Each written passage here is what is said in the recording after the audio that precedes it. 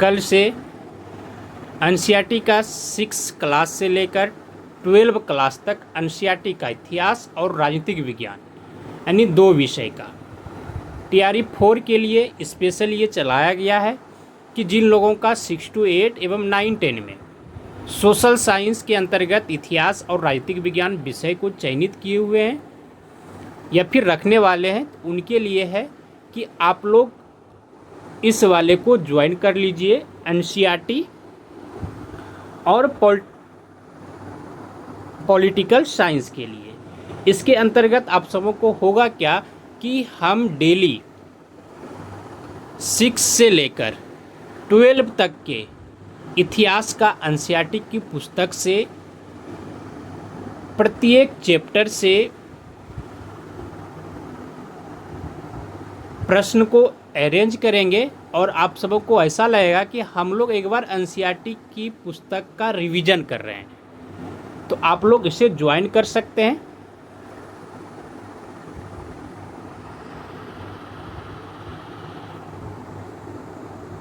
History के 40 प्रश्न को देख लेते हैं। पुरालेख विद्या का अभिप्राय है क्या है ये बताना है। सिक्कों का अध्ययन, शिलालेखों का अध्ययन, महाकाव्यों का अध्ययन, भूगोल का अध्ययन। पुरालेख विद्या का अभिप्राय है सिक्कों का अध्ययन है, शिलालेखों का अध्ययन है, महाकाव्यों का अध्ययन है या फिर भूगोल का अध्ययन है। तो इसका सही उत्तर हो जाएगा शिलालेखों का अध्ययन है। पुरालेख विद्या का अभिप्राय है शिलालेखों का अध्ययन, तो ऑप्शन बी इसका सही उत्तर है। अगला प्रश्न देखते हैं हम लोग कि प्राचीन काल में स्रोत सामग्री लिखने के लिए प्रयुक्त भाषा थी। ऑप्शन ए में है संस्कृत, पाली, खरोष्टी, ब्राह्मी। प्राचीन काल में स्रोत सामग्री लिखने के लिए प्रयुक्त भाषा कौन सी थी? तो इसका सही उत्तर हो जाएगा संस्कृत। ऑप्शन ए इसका सही उत्तर है। अगला प्रश्न देखते हैं हम लोग कि मानव द्वारा प्रयुक्त पहली धातु थी। ऑप्शन ए में है एल्यूमिनियम, आयरन, कॉपर, सिल्वर। तो कौन सी थी? कॉपर थी, तो ऑप्शन सी इसका सही उत्तर है। अगला प्रश्न देखते हैं हम लोग कि महापाषाण संस्कृति हमें दक्षिण भारत के उस ऐतिहासिक युग से परिचित कराती है जब महापाषाण काल में उपयोग में लाए जाते थे।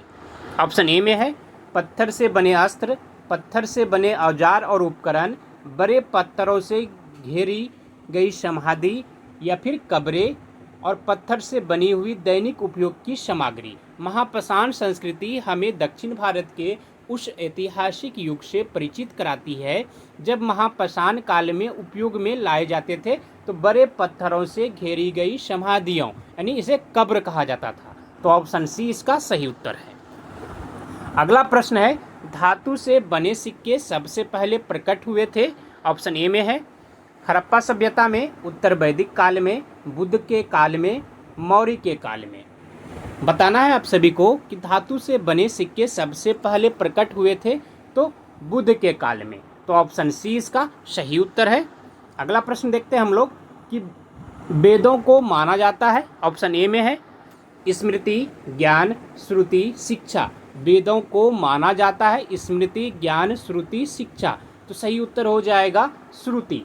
ऑप्शन सी इसका सही उत्तर है। अगला प्रश्न है कि वेद शब्द का अर्थ है। ऑप्शन ए में है बुद्धिमत्ता, शक्ति, कुशलता, ज्ञान। वेद शब्द का अर्थ है तो सही उत्तर हो जाएगा ज्ञान। ऑप्शन डी इसका सही उत्तर है। अगला प्रश्न है कि हड़प्पा के लोगों की सामाजिक पद्धति थी। ऑप्शन ए में है उचित समतावादी, दारा श्रमिक आधारित, वर्ण आधारित, जाति आधारित। हड़प्पा के लोगों की सामाजिक पद्धति थी तो उचित समतावादी। तो ऑप्शन ए इसका सही उत्तर है। अगला प्रश्न देख लेते हैं हम लोग कि सिंधु घाटी की खुदाई में मिले अवशेषों में तत्कालीन व्यापारिक और आर्थिक विकास के घोतक निम्न में से कौन से हैं? ऑप्शन ए में है मिट्टी के बर्तन, नाए, मुद्राएं या फिर मकान। तो सही उत्तर हो जाएगा मुद्राएं। ऑप्शन सी इसका सही उत्तर है। अगला प्रश्न है कि भारत में खोजा गया सबसे पहला पुराना शहर कौन सा था? ऑप्शन ए में मोहनजोदड़ो, पंजाब, सिंध, हड़प्पा। कौन सा था? तो वह हड़प्पा था। ऑप्शन डी इसका सही उत्तर है। अगला प्रश्न है कि हड़प्पा स्थलों की खुदाई में निम्नलिखित में से क्या नहीं मिला है। ऑप्शन ए में है नालियों एवं कुआं, इस जगह कुआं होगा।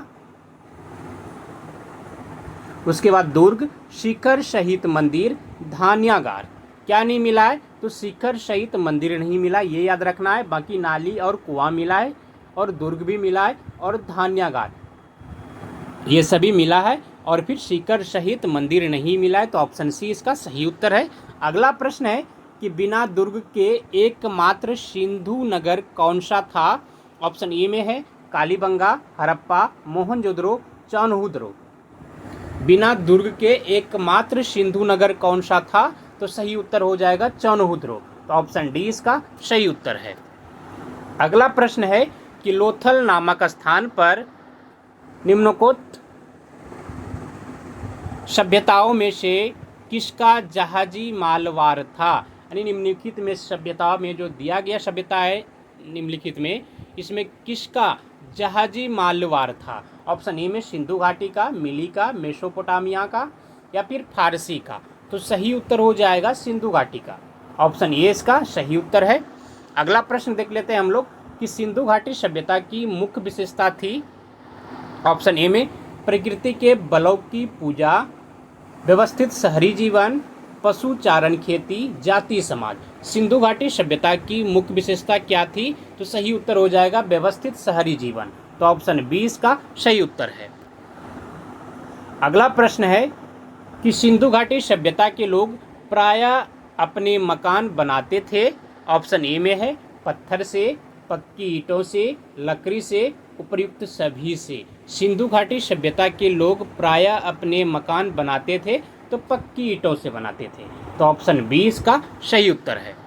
अगला प्रश्न है कि हड़प्पा सभ्यता की खोज किस वर्ष हुई है। ऑप्शन ए में 1935 में, 1901 में, 1942 में, 1921 में, तो 1921 में, ऑप्शन 4 इसका सही हो जाएगा। अगला प्रश्न देखते हैं हम लोग, सिंधु घाटी की प्राचीन संस्कृति और आज के हिंदू धर्म के बीच जैव संबंध का प्रमाण किसको पूजा से मिलता है, किसकी पूजा से मिलता है। ऑप्शन ए में पशुपति इंद्र और देवी माता, पत्थर, पेड़ और पशु, विष्णु और लक्ष्मी, शिव और शक्ति, तो सही उत्तर इसका हो जाएगा पत्थर, पेड़ और पशु, ऑप्शन बी इसका सही उत्तर है। अगला प्रश्न है कि देवी माता की पूजा संबंधित थी। ऑप्शन ए में है आर्य सभ्यता के साथ, भूमध्य सागरीय सभ्यता के साथ, सिंधु घाटी सभ्यता के साथ, उत्तर वैदिक सभ्यता के साथ। देवी माता की पूजा संबंधित थी, तो इसका सही उत्तर हो जाएगा सिंधु घाटी सभ्यता के साथ, ऑप्शन सी इसका सही उत्तर है। अगला प्रश्न देखते हैं हम लोग कि सिंधु घाटी सभ्यता की प्रमुख विशेषता थी। ऑप्शन ए में नगर सभ्यता, कृषिक सभ्यता, मध्य पाषाण सभ्यता, पूरा पाषाण सभ्यता। सिंधु घाटी सभ्यता की प्रमुख विशेषता थी, तो सही उत्तर हो जाएगा नगर सभ्यता, ऑप्शन ए इसका सही उत्तर है। अगला प्रश्न है कि कालीबंगन किस प्रदेश में स्थित है। ऑप्शन ए में पंजाब, गुजरात, हरियाणा, राजस्थान। कालीबंगन किस प्रदेश में स्थित है, तो वह राजस्थान में है, ऑप्शन डी इसका सही उत्तर हो जाएगा।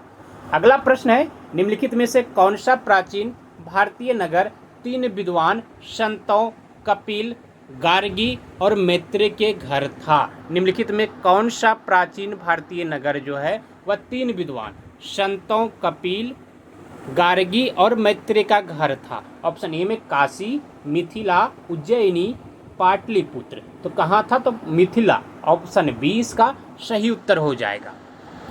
अगला प्रश्न है कि हड़प्पा की सभ्यता के बारे में कौन सी युक्ति सही है। ऑप्शन ए में है उन्हें अश्वमेध की जानकारी थी, गाय उनके लिए पवित्र थी, उन्होंने पशुपति का सम्मान करना आरंभ किया, उनकी संस्कृति सामान्यतः स्थिर नहीं थी। हड़प्पा की सभ्यता के बारे में कौन सी युक्ति सही है ये पूछ रहा है, तो उन्होंने पशुपति का सम्मान करना आरंभ किया, ये सही था, ऑप्शन सी इसका सही उत्तर है। अगला प्रश्न है कि ईंटों की कृत्रिम गोदी वाला एकमात्र सिंधु स्थल कौन सा है। ऑप्शन ए में है लोथल, हड़प्पा, कालीबंगा, मोहनजोदड़ो।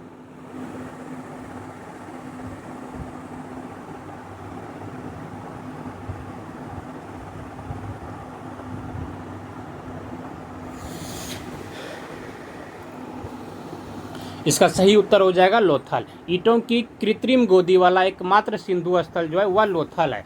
तो ऑप्शन ए इसका सही उत्तर है। अगला प्रश्न है कि सिंधु सभ्यता के टेपकोटा की मूर्तियों में निम्नलिखित में से कौन सा पालतू जानवर विद्यमान नहीं था? भैंस, भेड़, सुअर, गाय। तो गाय का नहीं था इसमें विद्यमान मूर्तियों में टेपाकोटा की मूर्ति। ऑप्शन डी सही है। अगला प्रश्न देख लेते हैं हम लोग कि मोहनजोदड़ो में सबसे बड़ा भवन था। ऑप्शन ए में है विशाल स्नानागार, धान्यागार, सस्तंभ हॉल, 2 मंजिला मकान। तो सही उत्तर इसका कौन सा हो जाएगा? सही उत्तर धान्यागार हो जाएगा। ऑप्शन बी इसका सही उत्तर है। अगला प्रश्न है कि निम्नलिखित विद्वानों में से हड़प्पा सभ्यता का सर्वप्रथम खोजकर्ता कौन था? ऑप्शन ए में है sir John Marshall, R D. Banerjee, A. Cunningham, Dayaram Sahni.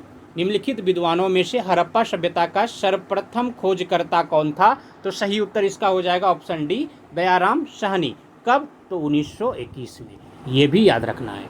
अगला प्रश्न देखते हैं हम लोग कि सिंधु घाटी सभ्यता का पत्तन नगर यानी बंदरगाह कौन सा था? ऑप्शन ए में है कालीबंगन, रोपर, लोथल, मोहनजोदड़ो। तो सही उत्तर इसका हो जाएगा लोथल। ऑप्शन सी इसका सही उत्तर है। अगला प्रश्न है कि निम्नलिखित में से कौन हड़प्पा संस्कृति के अध्ययन के साथ संबंध नहीं है? ऑप्शन ए में है Charles Masson, M Wheeler, Cunningham, P S. Vats. निम्नलिखित में से कौन हड़प्पा संस्कृति के अध्ययन के साथ संबंध नहीं है? तो पी.एस. वत्स का नहीं है। तो ऑप्शन डी बाकी तीनों का है। चार्ल्स मेसन का, एम व्हीलर का भी है, कनिंघम का भी है। तो ऑप्शन डी इसका सही उत्तर है। अगला प्रश्न है निम्नलिखित में से किस द्रव का उपयोग हड़प्पा काल की मुद्राओं के निर्माण में मुख्य रूप से किया गया था? ऑप्शन ए में है टेराकोटा, तांबा, कांसा, लोहा। निम्नलिखित में से किस द्रव का उपयोग हड़प्पा काल की मुद्राओं के निर्माण में मुख्य रूप से किया गया था? तो सही उत्तर इसका हो जाएगा ऑप्शन ए टेराकोटा। अगला प्रश्न देख लेते हैं हम लोग कि हड़प्पा वासी किस वस्तु के उत्पादन में अग्रणी थे? ऑप्शन ए में मुद्राएं, कपास, कांसे के औजार। जो सबसे अधिक अग्रणी उत्पादन में थे तो कपास में। तो ऑप्शन बी इसका सही उत्तर है। अगला प्रश्न है कि हड़प्पा की सभ्यता किस युग की थी? ऑप्शन ए में है नवपाषाण युग, कांस्य युग, पुरापाषाण युग, लौह युग। तो कांस्य युग का था। तो ऑप्शन बी इसका सही उत्तर हो जाएगा। अगला प्रश्न हम लोग देख लेते हैं सिंधु घाटी की सभ्यता के लोगों का मुख्य व्यवसाय क्या था? ऑप्शन ए में व्यापार है, पशुपालन है, शिकार है, कृषि है। सिंधु घाटी सभ्यता के लोगों का मुख्य व्यवसाय पूछा जा रहा है यहाँ पर, तो व्यापार हो जाएगा। ऑप्शन ए इसका सही उत्तर है। अगला प्रश्न देखते हैं हम लोग कि हड़प्पा के निवासी थे। ऑप्शन ए में है ग्रामीण थे, शहरी थे, आयावर्त यानी खानाबदोश थे, या फिर जनजातीय थे। हड़प्पा के जो निवासी थे वे शहरी थे। तो ऑप्शन बी इसका सही उत्तर है। अगला प्रश्न है कि सिंधु घाटी के घर किससे बनाए जाते थे? ईंट से, पत्थर से, बांस से, लकड़ी से। तो ईंट से, पक्की ईंट से। ऑप्शन ए इसका सही उत्तर है। अगला प्रश्न है कि हड़प्पा किस नदी के किनारे पर स्थित है? ऑप्शन ए में है गंगा, यमुना, रावी, सिंधु। हड़प्पा किस नदी के किनारे स्थित है? तो सही उत्तर हो जाएगा रावी नदी के किनारे। ऑप्शन सी इसका सही उत्तर है।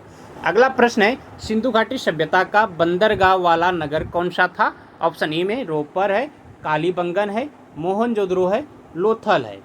पूछा जा रहा है सिंधु घाटी सभ्यता का बंदरगाह वाला नगर कौन सा था? तो सही उत्तर हो जाएगा लोथल। ऑप्शन डी इसका सही उत्तर है।